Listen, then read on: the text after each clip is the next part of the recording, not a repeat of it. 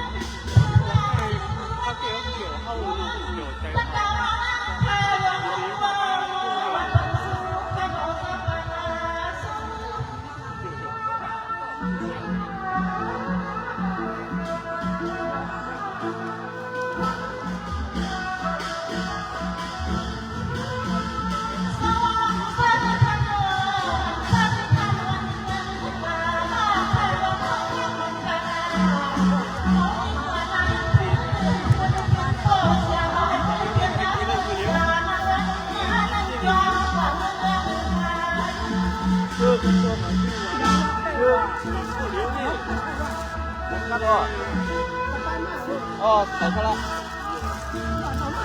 哦。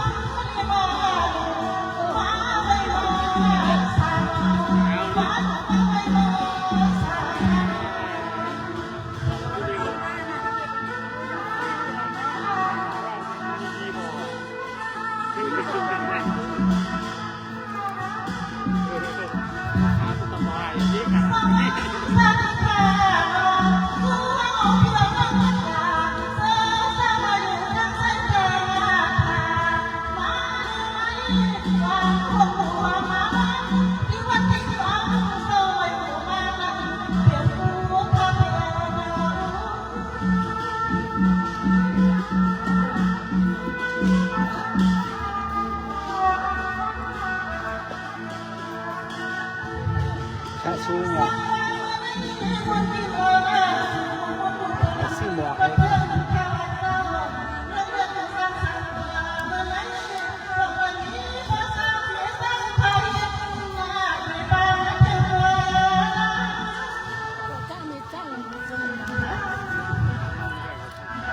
Xin bỏ cái rồi.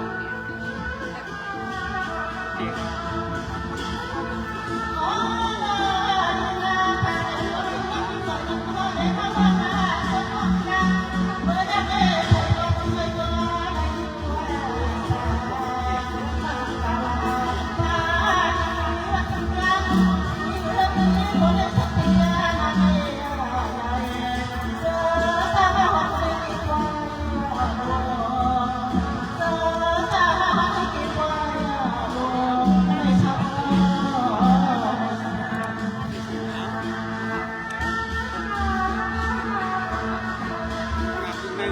ก็โดน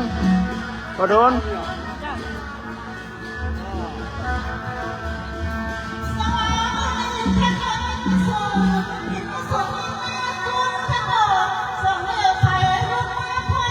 กินข้าวกินน้ำกันนะ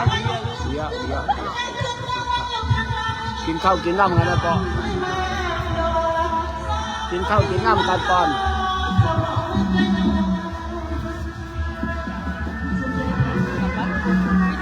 บ้านเนี่ยก็ชื่อว่าก็ชื่อว่าข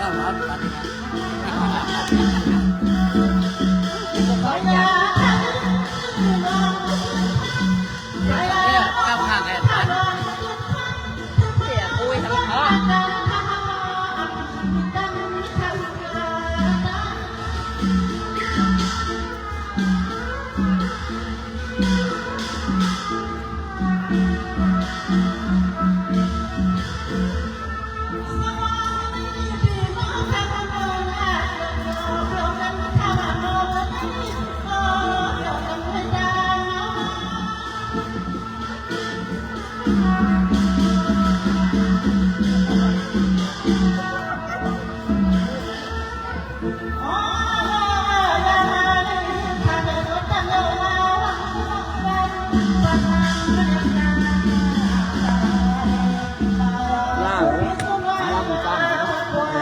พันจ้างนะ เอาหน้าเมื่อขันก็ต้องจองหรอ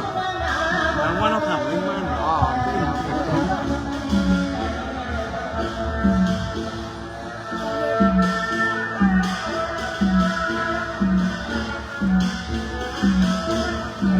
กินเสียงเลยกินกับเสียงดีกว่า จุ้งคานี่แหละจุ้งคานี่แหละจำได้ไปจนตั้งตาบานใหม่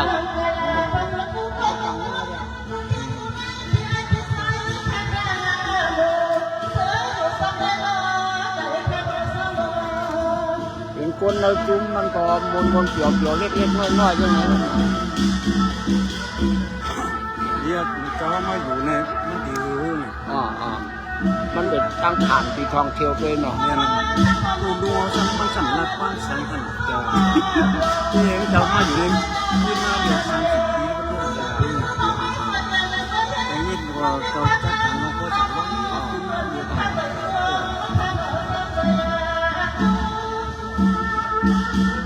ราจะอยากรู้เนี่ย อ๋อ ถ้าช่วงไม่ต้องบอกว่าฮะ แค่ก็เลย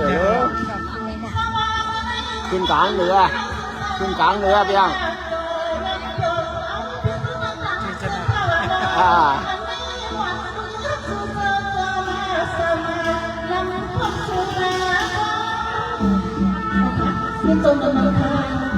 เฮ็ดเดียวนะมีเจ้าอุสิเอ็น อะไรอ่ะโลกแบบวิธีการเนี่ย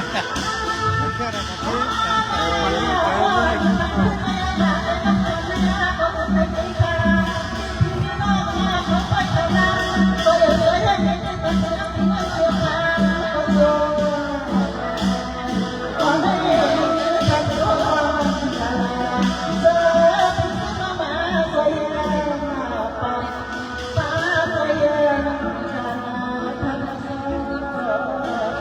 ว่ามันคือผมผู้กินข้าวกินพัก ต้องทำเป็นยังไง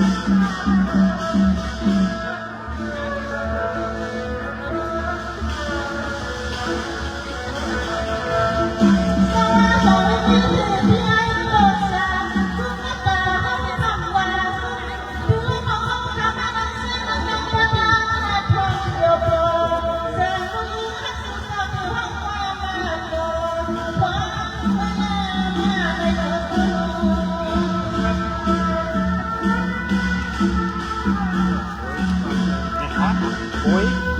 เชื่อพูดอ่านไปจูนเลย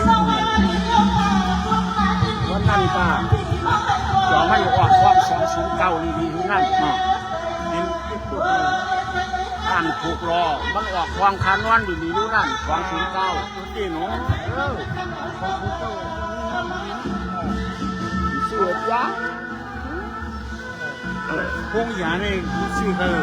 เนาะ คันที่จะเรียกว่าจะไหนด้วย 209เต็มๆเดี๋ยวเอาอ่ะ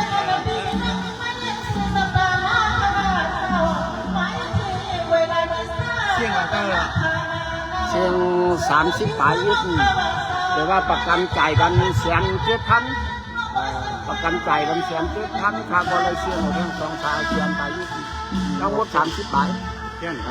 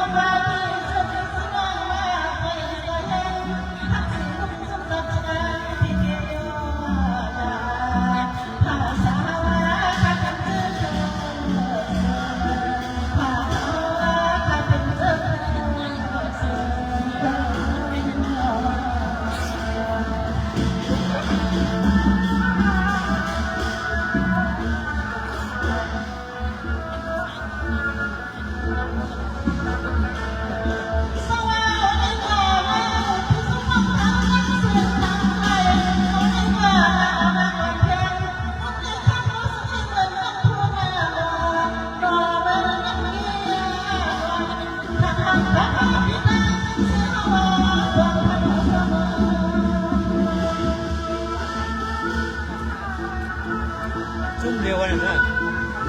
ชุ่มเดียวกันนะ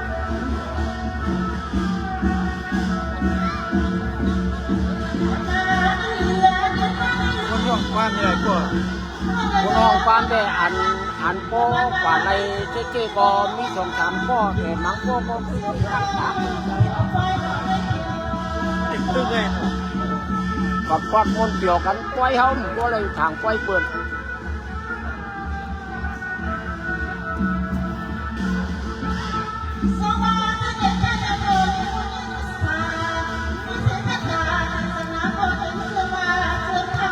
เขามาตึ้งมันชอบเลยฮะเขาชอบกัน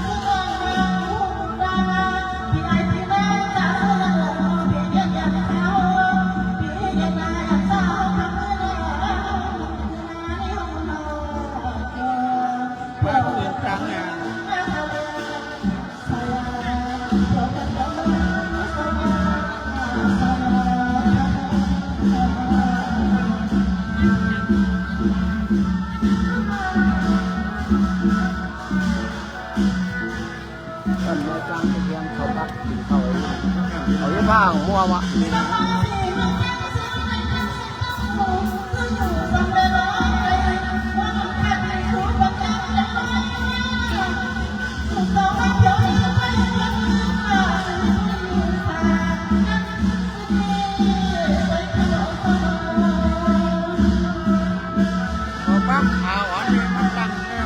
แล้วเราเลยออกมา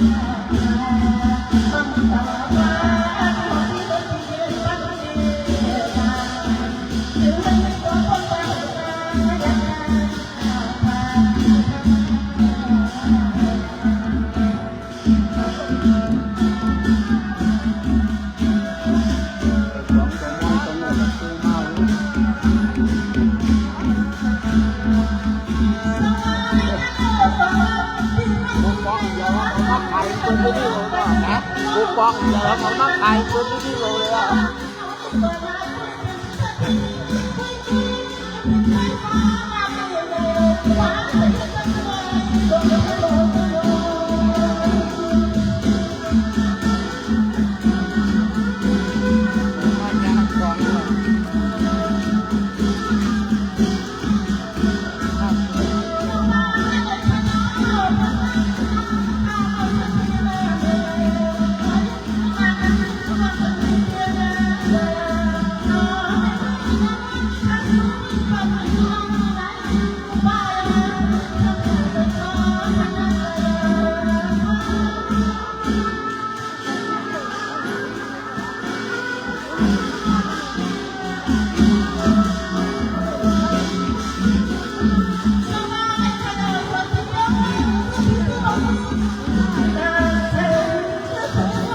อีกคนนึง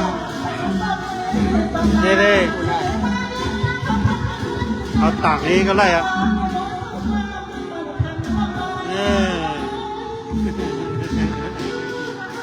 อันนี้แหละกาวเมกจันมาอีกเลย